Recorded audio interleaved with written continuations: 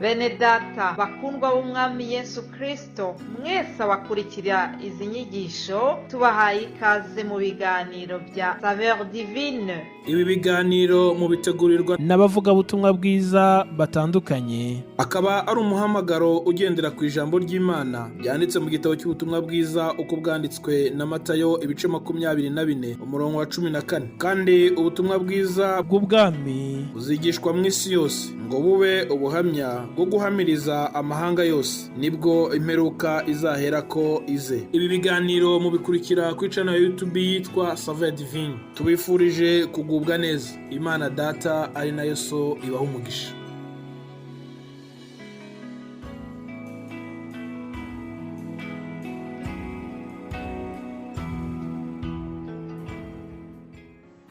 Ndabaramukije inshuti bakundwa umwami wacu Yesu Kristo, muri kumwe na mwene so Ntakarutimana Eric.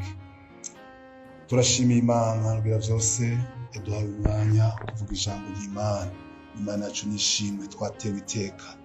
Nuko rero turi mu ndwi ya Pasika, indwi twibuka urupfu rw'umwami wacu Yesu Kristo, indwi twibuka gupfa no kuzuka kwa Kristo igihe Kristo yacungura umwana w'umuntu.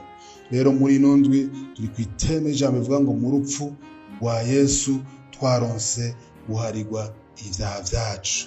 Imana ishimwe cyane. Murupfu rwa Yesu twaronkeye ibintu byinshi cyane, ariko twashimye kuganira kuri iki kimwe gusa. Haleluya.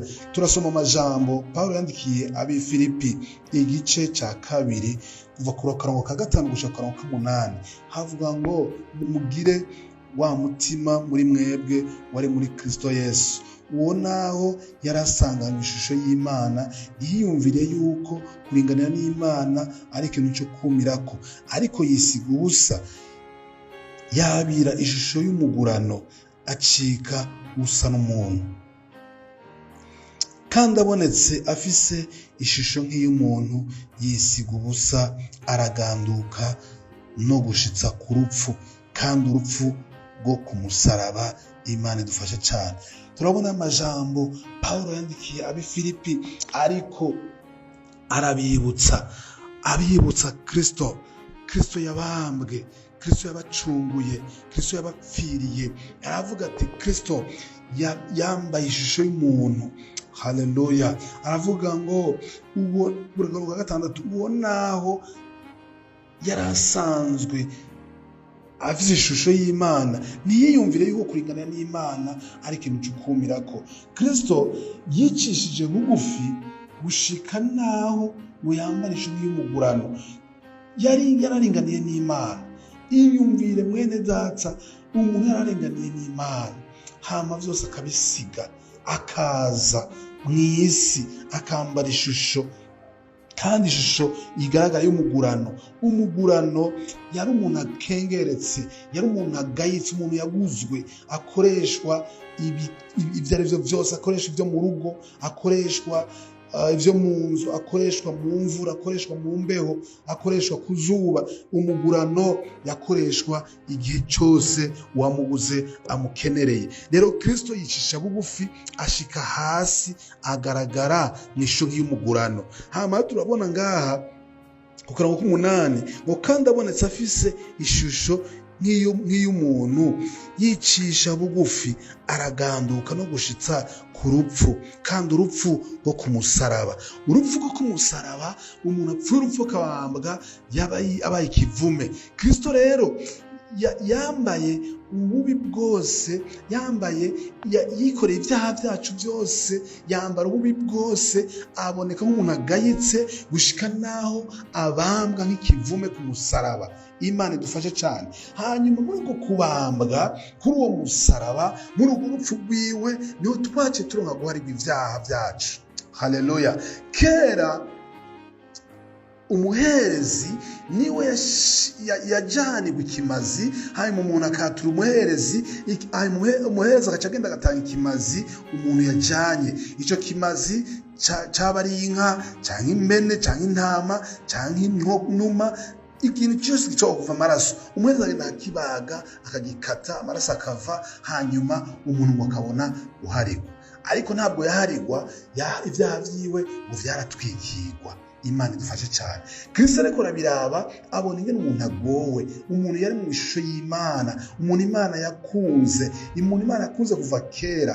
Imana ishimwe, Imana yaradukunze, bene data yaradukunze, urukundo rw'akabura rugero. Imana imaze kubona ingene umuntu agowe, Imana ihitamwo gutanga umwana wayo. Rero Kristo araza apfa mu kibanza cacu. Twarabo gupfa rubi, twarabo gupfa, ariko Kristo acarabambwa, arapfa, abacunguye umwana w'umuntu. Jero naracunguwe, nawe Kristo yaragucunguye. Ahubwo igisigaye nuko twakira uko kintu cyakoretse ku musaraba, nuko twakira iyo ntsinzi yabonetse ku musaraba, nuko twakira urwo rupfu rwabaye kuri Kristo Yesu, rwaduhaye intsinzi, kuko twace duharigwa ivyaha. Haleluya. Rero Kristo yaciye abikimazi, wabikimazi kizima, ava amaraso acungura abantu bose. Haleluya. Ari amajambo yandi Pawulo yandikiye abikorosayi igice ca mbere ku murongo wa 13 avuga ngo yadukijije ububasha bw'umwiza, atwimurira mu bwami bw'umwana wiwe akunda. Muri uwo niho dufise gucungurwa, niko guharigwa ivyaha vyacu. Imana ishimwe cyane. Kristo yadukijije umwiza. Twari mu mwiza, tugowe, tutabona iyo tuja niyo tuva, ariko ngo aca twimurira mu bwami bw'umwana wayo, mu bwami bwa Kristo niho twace twimurirwa. Hanyuma ngo muri uwo niho dufise ugucungurwa, niko guharigwa ivyaha vyacu. Muri Kristo Yesu niho dufise ugucungurwa no guharigwa ivyaha vyacu. Rero umuntu wese yaremwe n'Imana arasabwa kwizera umwami Yesu, arasabwa kumwizera. Kwizera umwami Yesu, uramwakira ukavuga uti mwami Yesu ndakwakiriye, umbera umwami n'umukiza, unganze. Haleluya. Kera ivyatuganza, kera twari tugowe, twishwe n'ibicumuro, twishwe n'ivyaha. Imana idufashe. Twari twishwe n'ubusambanyi, twishwe n'akaboregwe, twishwe n'ubusuma, twishwe n'ubwicanyi, twishwe n'amacakubiri, ariko tumaze kwakira umwami Yesu, yaraje muri twebwe, yaje mu bugingo bwacu. Haleluya. Atumara iyo nyota, atubera umwami wari watuganza, ubu niwe tuyoboka, ubu niwe dukorera, ubu niwe tuvugira, kuko ari cyo yakoze mu buzima bwacu. Nawe mwene data, ndakubwira inama, nimutaramwakira, wakira uwo mwami Yesu, umwakire, abe mu buzima bwawe, abe mu bugingo bwawe, akugaba kuganze, uzobona impinduka. Haleluya. Bimwe byari bikuboshe uzowidegenza, bizokuvako uwidegenza. Harandi majambo Pawulo kandi yandikiye Abanyefeso igice ca 2 ku murongo wa 5 havuga ngo hamwe twari tugipfuye, twishe n'ibicumuro vyacu, yatugiranye bazima na Kristo, ubuntu nibwo bwadukijije. Kristo yaje kudukiza, ubuntu nibwo bwadukijije.